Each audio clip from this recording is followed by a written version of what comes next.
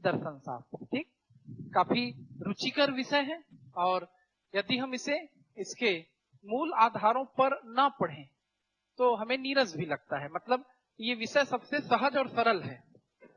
इसे सभी विषयों की जननी कहा गया है, दर्शन शास्त्र को। मेंस में प्रश्न भी आया है कि दर्शन शास्त्र सभी विषयों की जननी है, समझाइए। पर इस समझाने के लिए हमें पहले इस विषय को भी समझना पड़ेगा और इसके भी समझने के दो दृष्टिकोण हैं। एक भारतीय दृष्टिकोण है, इंडियन फिलॉसफी, और एक दृष्टिकोण है वेस्टर्न फिलॉसफी, पाश्चात्य दृष्टिकोण। और न केवल दृष्टिकोणों में अंतर है बल्कि दोनों भाषाओं में शब्दों के अर्थ में भी अंतर है। इंग्लिश में इस विषय का नाम है फिलॉसफी। अब समझते हैं पहले, ये फिलॉसफी शब्द दो शब्दों से मिलकर बना है। फिलॉस मतलब होता है प्रेम, अनुराग, दोनों पर्यायवाची है। और सोफिया,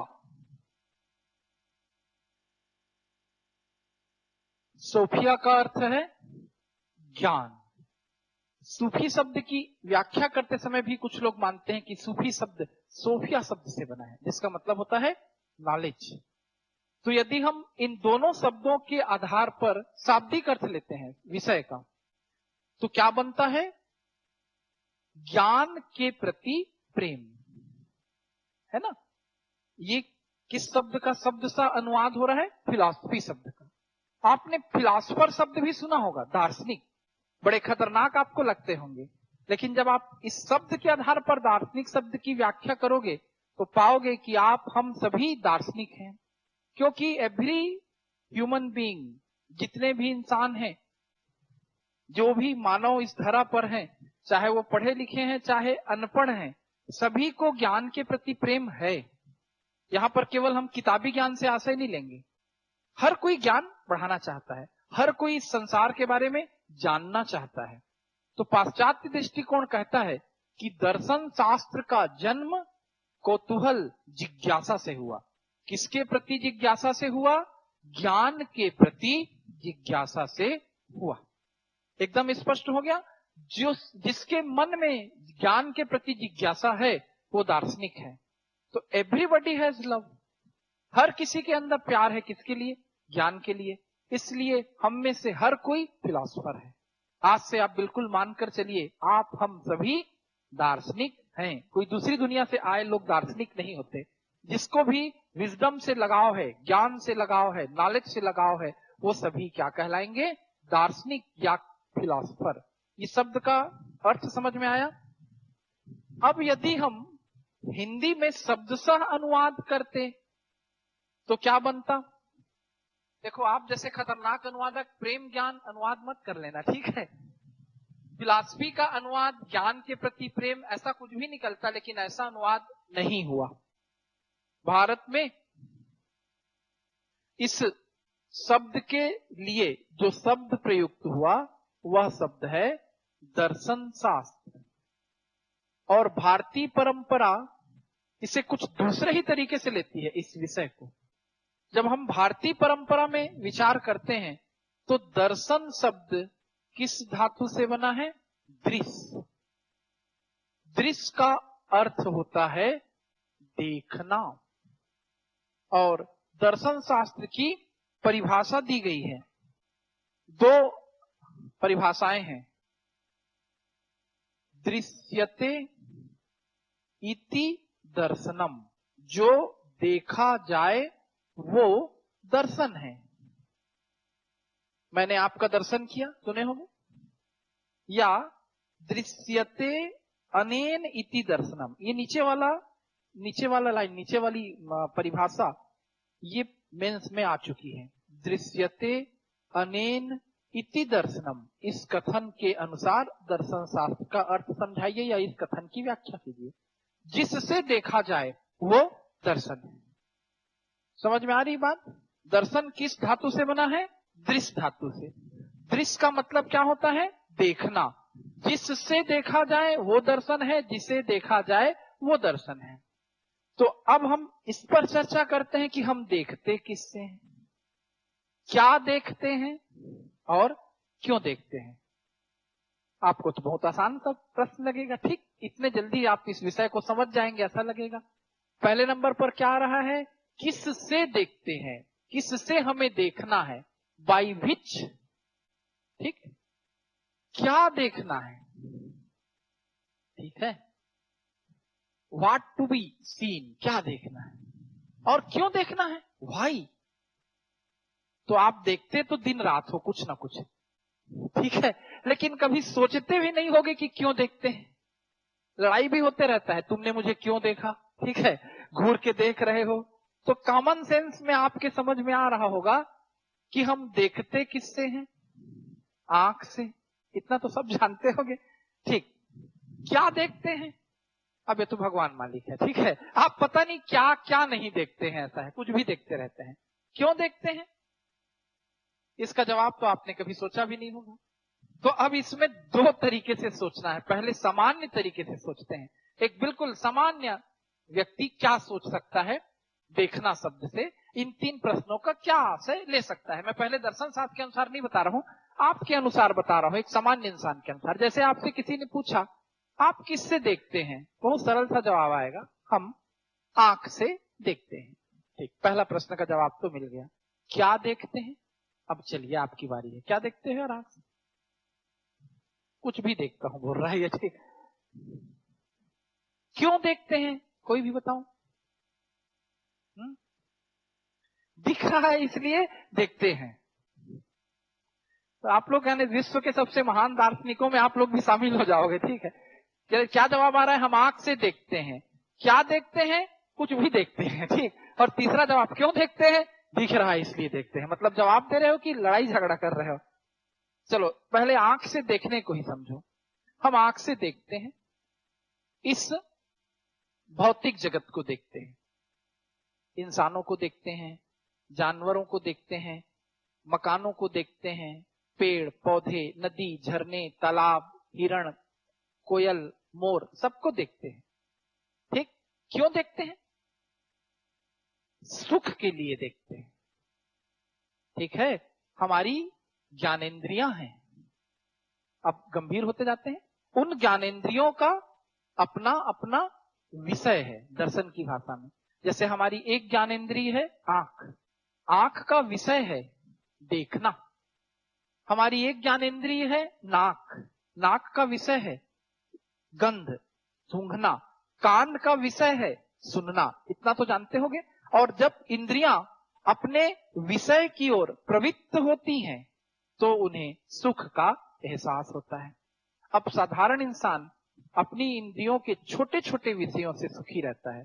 आप नदी को देखकर सुखी होते हैं, कोई आदमी जाकर नदी के किनारे बैठ गया, बहुत अच्छा लग रहा है। कोई जंगल में जाकर सुखी होता है, कोई किसी और को देख के सुखी रहता है, कोई ताजमहल देख के सुखी हो रहा है। तो हम इंद्रियों के सुख के लिए क्या कर रहे हैं, देख रहे हैं, ये साधारण अर्थ है। और आपको जो चीज अच्छी नहीं लगती, जिससे आपको दुखद अनुभूति होगी, आप नहीं देखना चाहोगे उसको, मजबूरी रहेगी तो देखोगे। एक्सीडेंट हो गया, कौन देखना चाहेगा। मैसेज भी कोई कर दिया है मोबाइल में, आप उसको बोलोगे यार ऐसा फोटो मत डाला करो, एकदम से अजीब सा लगता है, आप आंख बंद करके वहां से क्या करना चाहोगे, भागना चाहोगे। तो हम आंखों से देखते हैं साधारण अर्थ में। क्यों देखते हैं, ताकि हमें भौतिक सुख या इंद्रिय सुख मिले, ये साधारण अर्थ है। लेकिन और जब हम व्यापक अर्थ में जाएंगे तो हम यहीं से आगे सांख्य दर्शन, योग दर्शन की शुरुआत करेंगे। आपने प्रारंभिक परीक्षा में तो इतना पढ़ा ही होगा, योग के 8 हिस्से हैं, यम, नियम, आसन, प्राणायाम, दान, धारणा और समाधि, याद आ रहा होगा। जिसमें एक शब्द है प्रत्याहार। प्रत्याहार का आप अर्थ बता सकते हैं। प्रत्याहार 2 शब्दों से मिलकर बना है, प्रति, धन, आहार। ये तो आपको मुझसे हिंदी पढ़ने का फायदा हो ही रहा होगा ना, ऐसा आप तोड़ सकते हैं। यण स्वर संधि हो गई, प्रति, धन, आहार, क्या बना, प्रत्याहार। प्रति का अर्थ होता है विपरीत, और आहार का अर्थ तो सभी जानते हैं, भोजन। तो योग में एक हिस्सा है यम, नियम, आसन, प्रत्याहार। प्रत्याहार का मतलब है विपरीत आहार। जो हमारी इंद्रियों का आहार है, जिसे वो अपना भौतिक जगत का भोजन समझ रही हैं, इंद्रियों को उन आहारों से विपरीत दिशा में ले जाना है। आप कान से सुनते तो हो, आपको नहीं पता है क्या सुनना है क्या नहीं सुनना है, और आप अक्सर वही सुनते हो जो आपको नहीं सुनना है। किसी की बुराई हो रही है, तुरंत पहुंच जाओगे सुनने। कोई गाना बज रहा है, यो हनी सिंह का, तुरंत सुनने पहुंच जाओगे। आंख से आप देखते हो, वो सब कुछ देखते हो, जिसमें से क्या देखना है क्या नहीं देखना है आपको नहीं पता। वास्तविक रूप से हम अब, आंख हमारी बाहर की ओर देखती है, उसे हम उल्टा करेंगे।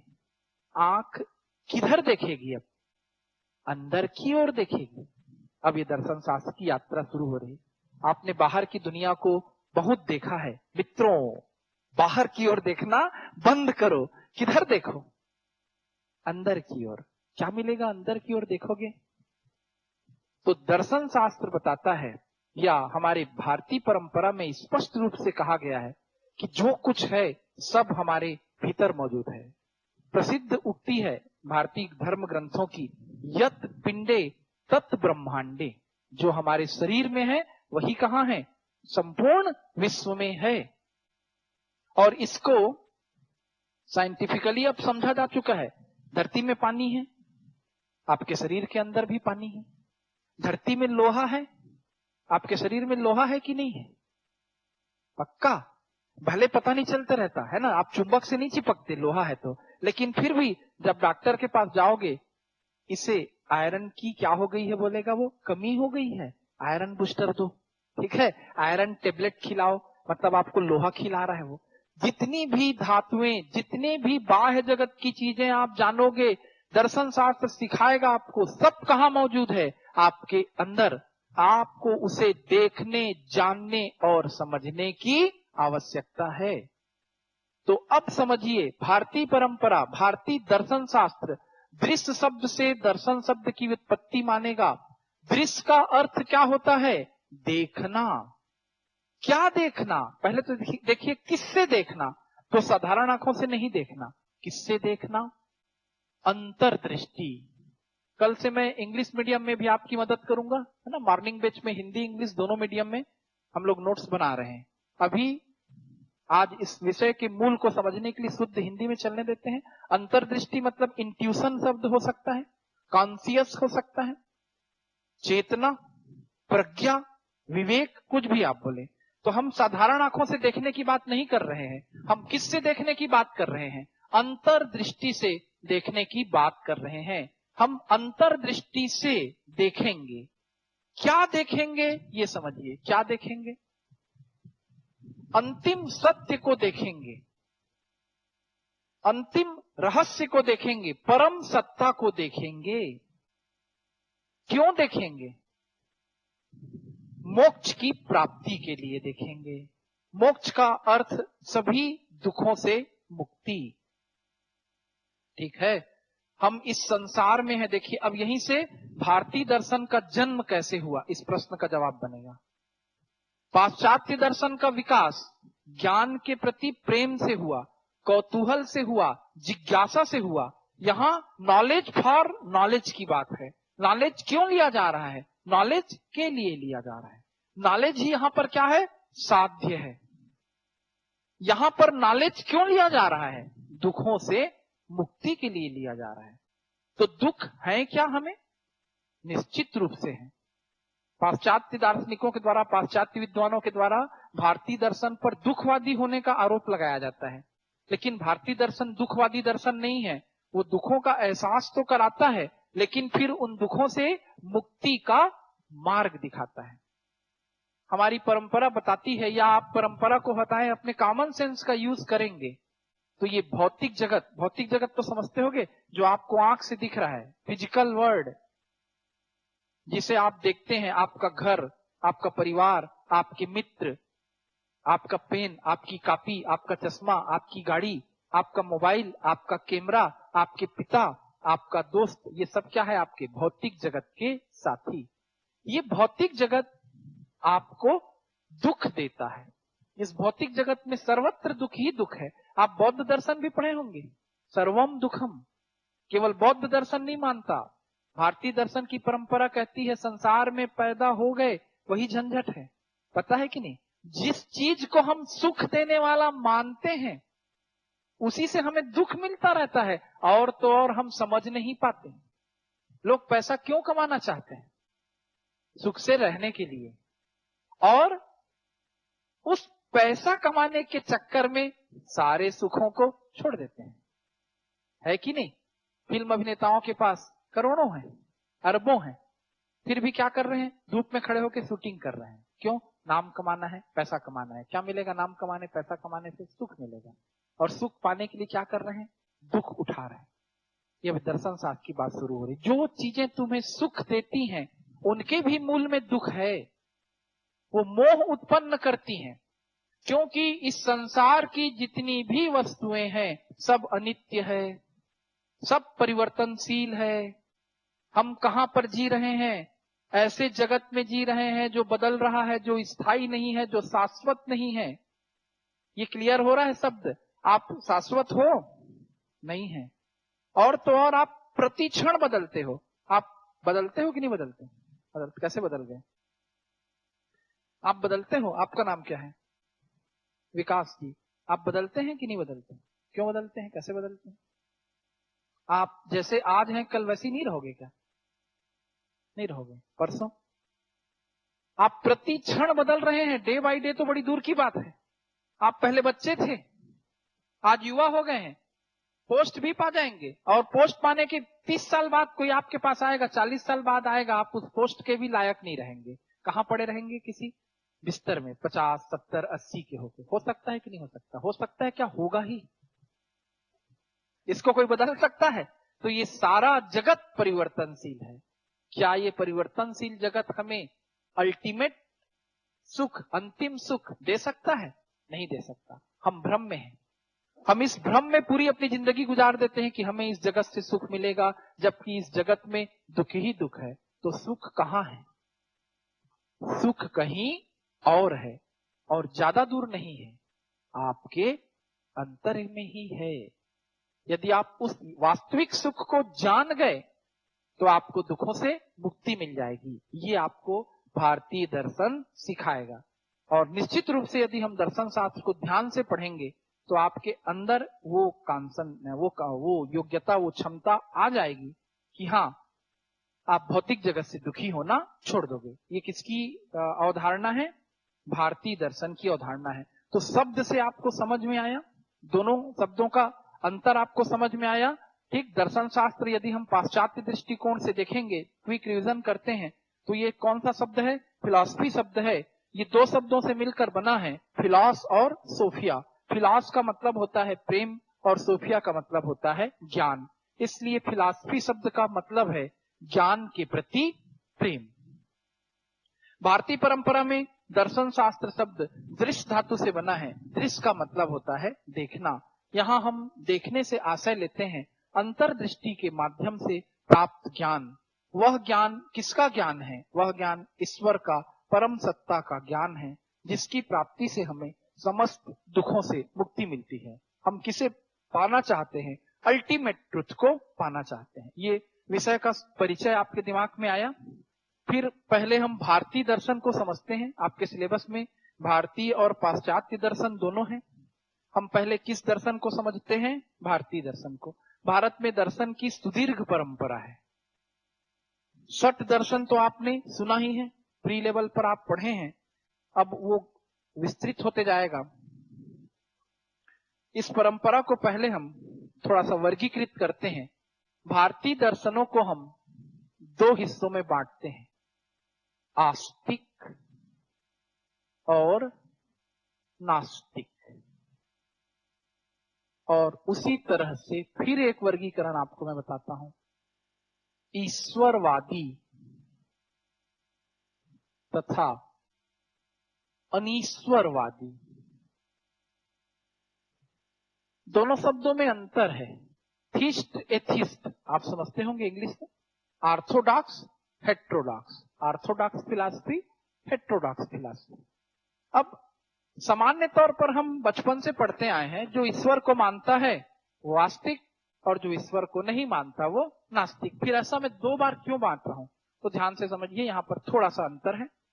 जो दर्शन वेदों की प्रामाणिकता को मानेंगे वो आस्तिक दर्शन है, और जो वेदों को नहीं मानेंगे वो नास्तिक है। अब ये गंभीर प्रश्न है, ये प्रश्न मेंस में पढ़े रहने से प्री में भी फायदा पहुंचाते हैं, ध्यान से पढ़ने से। जैसे अभी एक उदाहरण दे रहा हूं, दर्शन से ही प्रश्न था, गीता में क्या सिखाया गया है, तो पहला ऑप्शन कर्म योग था और दूसरा ऑप्शन था निष्काम कर्म योग। तो आदमी ध्यान से नहीं पढ़ेगा तो क्या करेगा, वो कर्म योग लगाएगा, कर्मण्यवाधिकारस्ते। आगे ध्यान से पढ़ेगा, मां फलेषु कदाचन, फल की चिंता मत करो। जब आप कर्म के साथ फल को जोड़ोगे तो सकाम कर्म है, और फल प्राप्ति की इच्छा को हटा दोगे तो कैसा कर्म है, वो निष्काम कर्म है। तो यदि हम सामान्य परंपरा में लेंगे तो ईश्वर को मानने वाला आस्तिक, ईश्वर को नहीं मानने वाला नास्तिक। लेकिन दर्शन शास्त्र की परंपरा क्या कहती है, वह दर्शन जो वेदों को मानेगा, वेदों की प्रामाणिकता में जिसे विश्वास है, वो दर्शन क्या है, आस्तिक दर्शन। हमारे 6 दर्शन जो सट दर्शन के नाम से जाने जाते हैं, जिनमें सबसे प्राचीन दर्शन है सांख्य दर्शन। यहां से प्रारंभ होकर इनका ग्रुप है, सांख्य की जोड़ी किसके साथ है, योग के साथ। ये थ्योरी है, ये प्रैक्टिकल है, अभी समझेंगे। आपके सिलेबस में योग दर्शन है, पर इसका ज्ञान किसके बिना अधूरा है, सांख्य के बिना। ये आस्तिक है, सांख्य योग। फिर किसकी जोड़ी है, न्याय और वैशेषिक, ये भी आस्तिक है। मतलब ये दर्शन किसे मान रहे हैं, वेदों को मान रहे हैं। इसके बाद पूर्व मीमांसा और उत्तर मीमांसा आपने पढ़ा है, सबको नाम तो सभी जानते हैं। उत्तर मीमांसा को कौन सा दर्शन कहा गया, वेदांत दर्शन। ये 6 दर्शन आस्तिक दर्शन माने जाते हैं, क्योंकि वेदों की प्रामाणिकता को मानते हैं। नास्तिक दर्शनों में किनकी गणना होती है, जैन दर्शन। ईश्वर को भी नहीं मानता, इसलिए जैन दर्शन अनीश्वरवादी है। जैन दर्शन वेदों को भी नहीं मानता, इसलिए नास्तिक है। बौद्ध दर्शन वेदों को नहीं मानता, ईश्वर को भी नहीं मानता, इसलिए बौद्ध दर्शन नास्तिक है और बौद्ध दर्शन अनीश्वरवादी है। एकदम स्पष्ट हो रही बात। इसके बाद नाम आता है नास्तिक दर्शन में चार्वाक दर्शन का। चार्वाक दर्शन वेदों को नहीं मानता, चार्वाक दर्शन ईश्वर को भी नहीं मानता, इसलिए चार्वाक दर्शन बृहस्पति का दर्शन है। इसके प्रणेता का नाम पूछेगा तो बृहस्पति। अभी प्रश्न आया है, चार्वाक दर्शन नास्तिक दर्शन है, चार्वाक दर्शन अनीश्वरवादी है। इसका ध्येय वाक्य आपने सुना होगा, ध्यान से नहीं पढ़ने से यहां पर भी गलत होता है। ऋणम कृत्वा घृतम पीवेत यावत जीवेत सुखम जीवेत भस्मीभूतस्य देहस्य पुनरागमन कितः। ये किसका कॉन्सेप्ट है, चार्वाक दर्शन का। अर्थ और काम पर जोर देता है। ऋण लेकर घी पियो बोलता है, इतना तो जान रहे होगे ना। कौन सा दर्शन कहता है उधार लेकर घी पियो, चार्वाक दर्शन। आगे और सोचो, क्यों पियो बोलता है घी, ताकि आपका शरीर सुख से रहे। तो सुख मतलब कामना, इच्छा। तो चार्वाक दर्शन किस पर जोर देता है, काम पर। यानी साधारण अर्थ में काम का मतलब शारीरिक सुख, व्यापक अर्थ में काम का मतलब हमारी समस्त कामनाओं की प्राप्ति।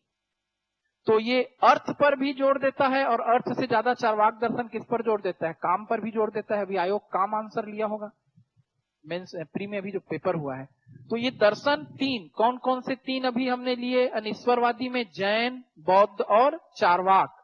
और इधर 6 दर्शनों में से सांख्य दर्शन और पूर्व मीमांसा, ये दोनों भी अनीश्वरवादी है। अब इसे आपको ध्यान से पढ़ना है। सांख्य दर्शन कैसा दर्शन है, अनीश्वरवादी। पूर्व मीमांसा किस तरह का दर्शन है, अनीश्वरवादी। मतलब सांख्य दर्शन और पूर्व मीमांसा किसे नहीं मानते? ईश्वर को नहीं मानते, ये वेदों को मानते हैं, इसलिए इन्हें एक तरफ आस्तिक कहा जाता है और दूसरी तरफ क्या कहा जाता है? अनीश्वरवादी। स्पष्ट हो रही है बात? अब बचे कौन कौन से दर्शन? योग दर्शन, और कौन सा दर्शन? न्याय दर्शन, वैशेषिक दर्शन तथा उत्तर मीमांसा। इन दर्शनों को हम कैसा दर्शन मानते हैं? ईश्वरवादी दर्शन। ये वर्गीकरण दिमाग में आपके बैठा? ठीक, चलिए आगे बढ़ते हैं। अब हम किस दर्शन पर चर्चा शुरू करेंगे? सांख्य दर्शन।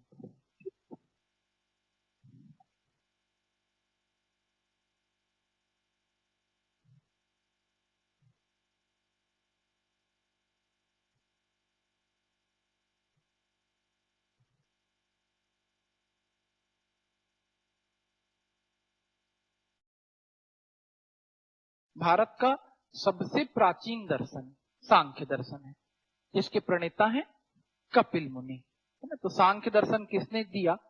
कपिल मुनि ने। इनकी रचना का नाम सांख्य सूत्र है, जो अप्राप्त है। इसकी प्राचीनता इसलिए प्रमाणित होती है कि प्राचीन ग्रंथों में इसका जिक्र है। बहुत से ग्रंथों में, महाभारत में जिक्र है सांख्य दर्शन का, भगवत गीता में जिक्र है सांख्य दर्शन का। स्वयं श्री कृष्ण ने जब अपनी तुलना की तो उन्होंने विद्वानों में अपने आप को किसके समकक्ष बताया? कपिल के समकक्ष बताया। मतलब कपिल किसके पूर्ववर्ती हैं? कृष्ण के पूर्ववर्ती हैं। स्पष्ट हो रही बातें? इनकी पुस्तक का नाम क्या है? सांख्य सूत्र। लेकिन सांख्य दर्शन की प्रमाणिक जानकारी जो उपलब्ध है वो बहुत सी किताबों में है। सबसे प्रमुख मानी जाती है वो रचना जो इसका आधार बनती है, उसका नाम है सांख्य कारिका। सांख्य कारिका किसकी रचना है? ईश्वर कृष्ण की। याद रहेगा, सांख्य कारिका ये प्रमाणिक ग्रंथ माना जाता है जो उपलब्ध है, ईश्वर कृष्ण की रचना है। ठीक, अब इस शब्द पर आते हैं। किस शब्द पर आते हैं? सांख्य शब्द पर। तो सांख्य शब्द का अर्थ, एक अर्थ होता है संख्या से ये शब्द बना है। ठीक, किससे बना है? संख्या। ये वर्ड नंबर से आया। गिनते हैं इसमें, गणना करके इसमें कितने तत्वों पर चर्चा होती है? 24 और 1 25। इसलिए इसे क्या कहा गया? सांख्य दर्शन, संख्या पर आधारित। और दूसरा कॉन्सेप्ट क्या आता है? इसे सांख्य दर्शन क्यों कहा गया? क्योंकि ये सम्यक ज्ञान देता है। सम्यक मतलब संतुलित, उचित, प्रॉपर, एब्सोल्यूट। इसलिए इसका नाम क्या पड़ा? सांख्य दर्शन। अब यदि हम इसे संख्या पर आधारित मानते हैं तो इसमें किस प्रकार से संख्याएं बनती है? देखिए, इसमें सबसे पहले नंबर पर किसकी गणना होगी? प्रकृति। और एक दूर में एक कॉन्सेप्ट बना रहा हूं, कल यहां से बहुत गंभीर चर्चाएं शुरू हो जाएगी, पुरुष। तो प्रकृति और पुरुष का सिद्धांत किस दर्शन का सिद्धांत है? सांख्य दर्शन का सिद्धांत है। और दोनों के ही संयोग से सृष्टि की व्युत्पत्ति हुई है। अब आपको गंभीर होते जाना है। ठीक, आपके अनुसार पुरुष क्या है? कितने लोग पुरुष को जानते हैं? कोई भी? कोई नहीं। चलिए मैं आज बताऊं कि कल? अभी बताना शुरू करता हूं थोड़ा सा। कितना बजा है? समय कितना हुआ है?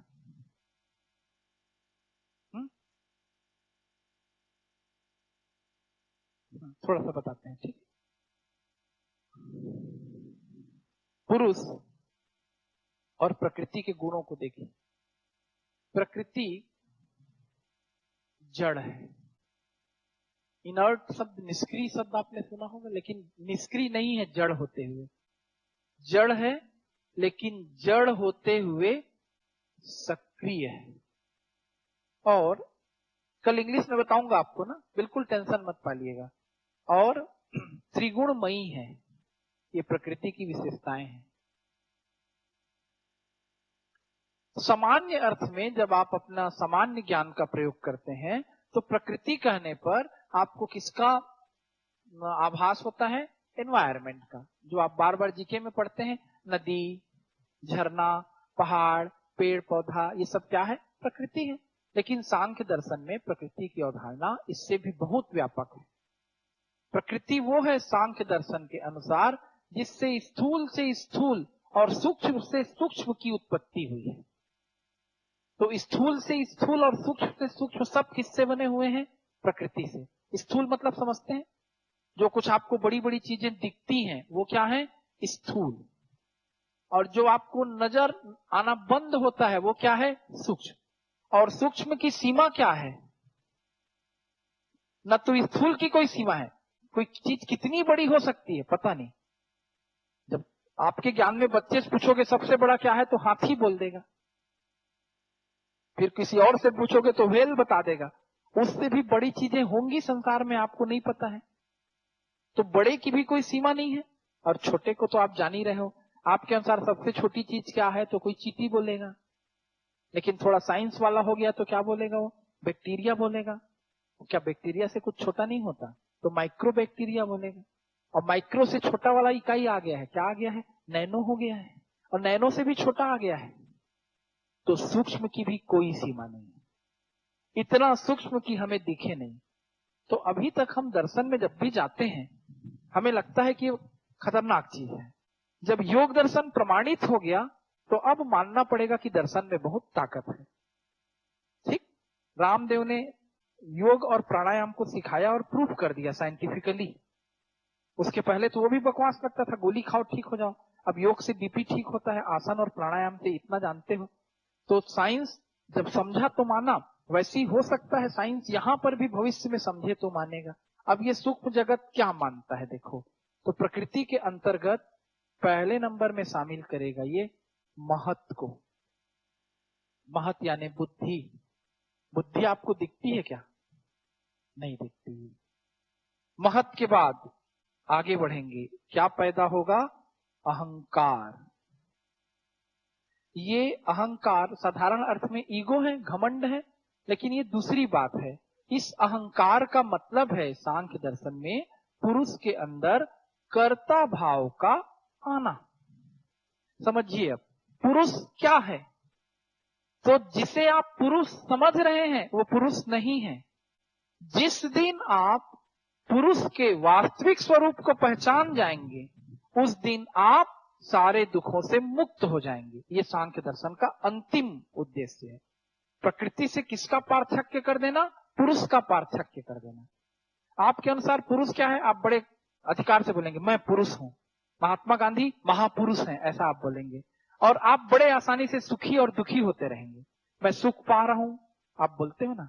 मैं दुखी हूं, मैंने ये काम कर दिया, मैंने पोस्ट पा लिया। तो आप अपने शरीर को, मन को, बुद्धि को क्या मानते रहते हो? अपना स्वरूप मानते रहते हो। लेकिन आप उससे भी कहीं ज्यादा आगे हैं।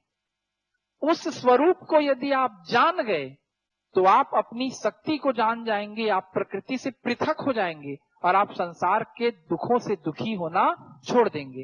अर्थात मन, बुद्धि, चेतना, शरीर, सबसे ऊपर क्या है? पुरुष है। मतलब और ज्यादा आपको परेशान ना करूं तो आपके लेवल पे बता देता हूं, पुरुष का मतलब आत्मा।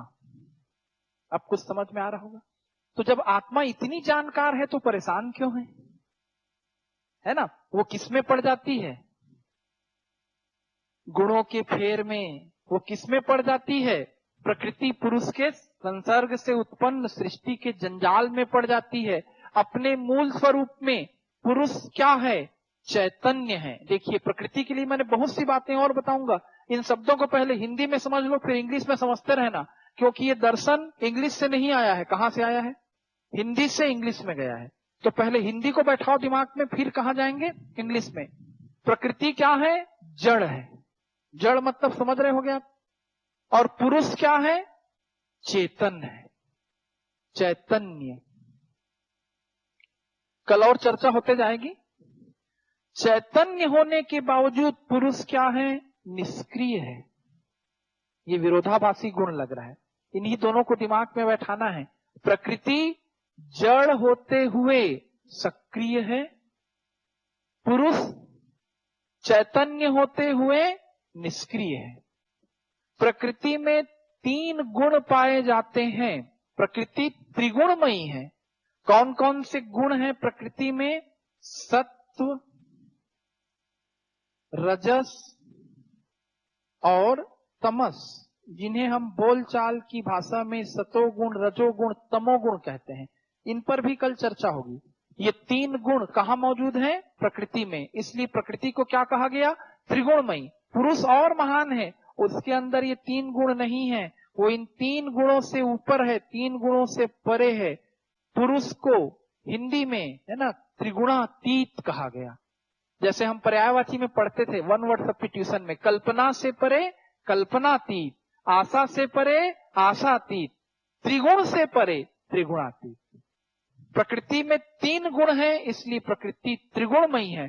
पुरुष त्रिगुणातीत है, तीनों गुणों से भी ऊपर है। अब पुरुष अपने मूल स्वभाव को नहीं जानता। प्रकृति और पुरुष के संयोग से इन 3, कल इसमें चर्चा ज्यादा करेंगे, प्रकृति और पुरुष के संयोग से इन 3 गुणों का संतुलन बिगड़ता है। वहीं से सृष्टि का जन्म होता है।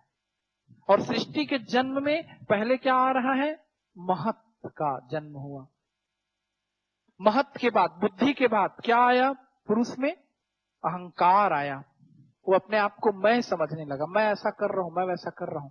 मैं सो गया, सुनते होगे, सब बोलते होगे मैं सोया था, और सो उठ के बताते होगे मैं बहुत सोया था, मुझको बहुत अच्छी नींद आई। बोलते हो कि नहीं ऐसा? एक बात बताओ, जब आप सो गए थे तो आपको पता कैसे चला कि आपको बहुत अच्छी नींद आई थी? बहुत गंभीर प्रश्न कर रहा हूं। और यदि आपको पता है कि आपको बहुत अच्छी नींद आई है, तो फिर आप सोए कैसे थे? ये बात को समझ रहे हो? मतलब आप जब सोए हो तब भी आपके अंदर कुछ है जो जाग रहा है। कुछ सस्पेंस लगने लगा ना? कौन सा विषय शुरू हो रहा है? फिलॉसफी। आपको लगता है कि आप सो जाते हैं, लेकिन वो जागते रहता है। जब आप उस परम तत्व को, अपने शरीर के परम तत्व को, पुरुष को पहचानोगे, तो आप प्रकृति से अपार्ट हो जाओगे, अलग हो जाओगे। जैसे आप 4थी मंजिल, 5वीं मंजिल में खड़े हैं, नीचे बड़ा व्यस्त ट्रैफिक है, रोड, सड़क पे गाड़ियां आ रही हैं, जा रही हैं, लोग टकरा रहे हैं, गिर गए, किसी को चोट लग गई, हार्न बज रहा है, बच्चे खेल रहे हैं, है ना, बहुत सी व्यवस्थाएं चल रही हैं। आप 4थे 5वें पता नहीं कितने मंजिल पे खड़े हैं, आपके कानों तक कोई आवाज नहीं पहुंच रही है। तो सड़क की सारी घटनाओं को आप देख रहे हैं, लेकिन वो घटनाएं आपको प्रभावित नहीं कर रही हैं। आपके अंदर में कौन सा भाव आ गया? समझोगे तो साक्षी भाव। ओशो ने इसे साक्षी भाव कहा। गीता में सुखे दुखे समय कृत्वा लाभा लाभो जया जयो कहा गया। सुख और दुख में समान रहना है। यही तो सम्यक है, बैलेंस है। नहीं तो आप सुख में कूदते हो, दुख में रोते हो। लेकिन न सुख में सुखी होना है, न दुख में दुखी होना है। आप सुख और दुख से परे हो। आप इस संसार के साथ साथ चलोगे, लेकिन संसार के साथ नहीं रहोगे। यदि आप सीख गए तो दुनिया में ऐसी कौन सी शक्ति है जो आपको फिर दुखी कर ले? आपके अंदर की आत्मा, आपके अंदर का पुरुष भ्रमवश किसके प्रभाव में आकर, मैं अहंकार के प्रभाव में आकर अपने आप को सुख और दुख से प्रभावित समझता है। इस संसार की समस्त घटनाओं में अपने आप को क्या कर लेता है? जोड़ लेता है। यही उसके दुख का कारण है। हो सकता है क्या कृष्ण ने अर्जुन को यही समझाया था? गीता पर किन 2 दर्शनों का प्रभाव है कहा जाएगा तो आंसर जब भी लगाओगे एग्जाम में, सांख्य और योग, दोनों का प्रभाव है ना। गीता पर किनका प्रभाव है? सांख्य दर्शन का भी और योग दर्शन का भी। तो हमें अभी तो हम समझ रहे हैं कि अलग होंगे तभी हम जानेंगे, हम दुखों से मुक्त होंगे, लेकिन हम अलग हो नहीं पा रहे हैं। हमारे अंदर महत अर्थात बुद्धि आई, फिर क्या आ गया? अहंकार आ गया, फिर उसके बाद मन आया। ये देखिए विकास क्रम है। ये सूक्ष्म से स्थूल जगत का विकास बताएगा। बहुत खतरनाक कॉन्सेप्ट है। आपको मन बुद्धि अहंकार से पूरा संसार बना है कोई बोलेगा तो समझ में नहीं आएगा, क्योंकि आपने नदी पहाड़ पेड़ पौधा झरना को पहले देखा है, आपने इन चीजों को तो देखा ही नहीं। किसने बुद्धि को देखा है? लेकिन होती तो होगी, आप नहीं देखे हैं इसका मतलब तो नहीं है कि वो ना हो। क्या पता सांख्य दर्शन वाले ज्यादा जानते हो। जब तक बाबा रामदेव अग्निसार की क्रिया को करके नहीं दिखाते थे पेट को घुमा घुमा के, तब तक लोगों को नहीं भी पता रहा होगा कि पेट ऐसा सही में घूम जाएगा क्या। क्लियर है कि नहीं है? बहुत सुदर्शन क्रिया जब तक श्री श्री रविशंकर जी ने नहीं दी थी, तब तक लोगों को नहीं पता था कि इतनी ज्यादा एनर्जी उस क्रिया से मिलती है। आप खुद करके देख सकते हो। तो यदि ये सूक्ष्म चीजें हैं, तो इन्हीं सूक्ष्म से किसका विकास हो रहा है कहेगा सांख्य दर्शन? स्थूल जगत का। पहले महत आया, फिर अहंकार आया, फिर किसका विकास हुआ? मन का। मन के बाद 5 कर्मेंद्रियां, समझते होंगे कर्मेंद्रियां, जिनके माध्यम से आप कर्म करते हैं, वो क्या है? 5 कर्मेंद्रियां। जैसे हाथ आपकी कर्मेंद्री है, पैर आपकी कर्मेंद्री है, समझ रहे होंगे। फिर जन्म हुआ 5 ज्ञानेंद्रियों का। ज्ञानेंद्रियां मतलब जिनके माध्यम से आप संसार का ज्ञान प्राप्त करते हो, ये क्या कहलाती हैं? ज्ञानेंद्रियां। आंखों से देखते हैं, ठीक है, कानों से सुनते हैं, त्वचा से स्पर्श, नाक से सूंघते हैं, ये आपकी क्या है? ज्ञानेंद्रियां हैं। तो ये देखिए विकास होते गया। मन, 5 कर्मेंद्रियां, 5 ज्ञानेंद्रियां, फिर 5 ज्ञानेंद्रियों से विकास हुआ पंच तन्मात्र का। पंच तन्मात्र शब्द को याद रखिएगा। ये पंच तन्मात्र क्या है? इन पंच तन्मात्रों से पंच महाभूत बने। तो जैसे ही आप पंच महाभूत को समझेंगे, आप किसे समझ जाएंगे? पंच तन्मात्र को। पंच महाभूत कौन कौन से हैं? तो आप इसे भारतीय धर्म शास्त्रों में पढ़ते होंगे। क्षिति, जल, पावक, गगन, समीरा, पंच रचित यह अधम शरीरा। जहां से मैं शुरू कर रहा था, जो कुछ ब्रह्मांड में है वो सब कुछ कहां है? हमारे शरीर में है। और इसको क्या कहा गया? क्षिति, जल, पावक, गगन, समीरा, पंच रचित यह अधम शरीरा। किससे हमारे शरीर की रचना हुई? 5 महाभूतों से। कौन कौन से 5 महाभूत? क्षिति। क्षिति मतलब कौन सा तत्व? पृथ्वी तत्व। मिट्टी का शरीर है, मिट्टी में मिल जाएगा, ठीक। जल, तो मिट्टी को तो ना पहचान पाओ, जल को तो आप पहचान ही रहे हो। आपके शरीर का कितना प्रतिशत पानी है साइंस आपको बता चुका है। पावक, पावक यानी कौन सा तत्व हुआ? अग्नि तत्व। है आपके शरीर में अग्नि? जठराग्नि तो जानते ही होंगे। जो कुछ खाओगे सब पेट में जाकर क्या हो जा रहा है? भस्म हो जा रहा है, खत्म। दूसरे दिन सुबह फिर भूख लगने लगती है। तो क्षिति तत्व, जल तत्व, पावक तत्व, गगन तत्व। गगन का मतलब आकाश, जहां कहीं पर कुछ नहीं है, सृष्टि के पहले कुछ भी नहीं था, ऐसा सुनते होगे ना। जहां कुछ नहीं है वहां साइंस कहता है कि निर्वात है, वैक्यूम सुने होगे ना। और जहां निर्वात है वही क्या है? आकाश है। ये परम शून्य, जहां आपकी नजर ऊपर जाएगी, कमरे की छत को आप छोड़ दो, खुली हवा में जाओ, चारों तरफ जो आपको खाली जगह दिख रही है, वो खाली जगह क्या है? आकाश। अरे निर्वात नहीं, क्या है यहाँ पर? आकाश है, ठीक है। और खाली जगह का होना भी उतना ही जरूरी है। खाली जगहों के बीच बीच में ही तो चीजें आकर क्या करती हैं? भरती हैं। आपके शरीर में क्या आकाश तत्व तो नहीं होगा? एकदम आप ठोस हैं, कंपिल्ड बिल्कुल नहीं है आप। तो आपके शरीर का 4 तत्व समझ में आया? क्षिति, जल, पावक, गगन। 5वां तो ऐसे ही आप समझते हो। ये कौन सा तत्व है? वायु तत्व, जिसे क्या कहा गया? समीर। मत लो हवा, सांस लेना बंद कर दो। वायु तत्व को 1 मिनट के लिए भी छोड़ोगे, आप कहां चले जाओगे पता नहीं। तो ये 5 क्या कहलाते हैं? महाभूत। हम पढ़ते हैं कि इन 5 महाभूतों से हमारा शरीर बना है। और सांख्य दर्शन क्या समझा रहा है? सृष्टि के विकास क्रम में महत आया, महत से क्या आया? अहंकार आया, फिर मन, फिर किसका विकास हुआ? 5 ज्ञानेंद्रियों का, फिर किसका विकास हुआ? मतलब 5 कर्मेंद्रियों का, फिर किसका विकास हुआ? 5 ज्ञानेंद्रियों का। इन 5 ज्ञानेंद्रियों से अलग अलग तन्मात्र बने। आकाश तन्मात्र, मतलब जैसे 5 ज्ञानेंद्रियों में त्वचा एक ज्ञानेंद्री है जो किसका ज्ञान कराती है? स्पर्श का। तो स्पर्श से क्या बनेगा? स्पर्श तन्मात्र। कान किसका एहसास कराती है? ध्वनि का। तो ध्वनि से क्या बनेगा? ध्वनि तन्मात्र, शब्द तन्मात्र। शब्द किसका गुण माना गया? आकाश का, क्योंकि शब्द कहां जाकर विलीन हो रहे हैं? आकाश में जा रहे हैं।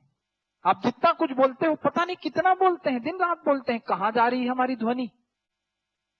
थ्योरी तो आपकी साइंस की भी बोलती है ऊर्जा को ना तो उत्पन्न किया जा सकता, ना ही नष्ट किया जा सकता। हम इतना वाइब्रेशन पैदा करते हैं बोल बोल के, हमारी ध्वनि कहां जा रही है? आकाश में कहीं जाकर खो जा रही है। चाहोगे तो 1000 वर्षों की यात्रा के बाद आप उसे पकड़ सकते हो। अभी साइंस आपकी ध्वनि को कैच कर लेता है ना। मैं जितना कुछ बता रहा हूं सब क्या हो जाएगा? रिकॉर्ड हो जा रहा है। चलो अभी ज्यादा इधर उधर नहीं ले जाता आपको, पता नहीं किस दुनिया में खो जाओगे। तो शब्द तन्मात्र किसका लक्षण है? आकाश का। ऐसा समझ रहे हो? तो इन 5 ज्ञानेंद्रियों से पंच तन्मात्र बने, और पंच किसकी उत्पत्ति हो गई? पंच महाभूतों की।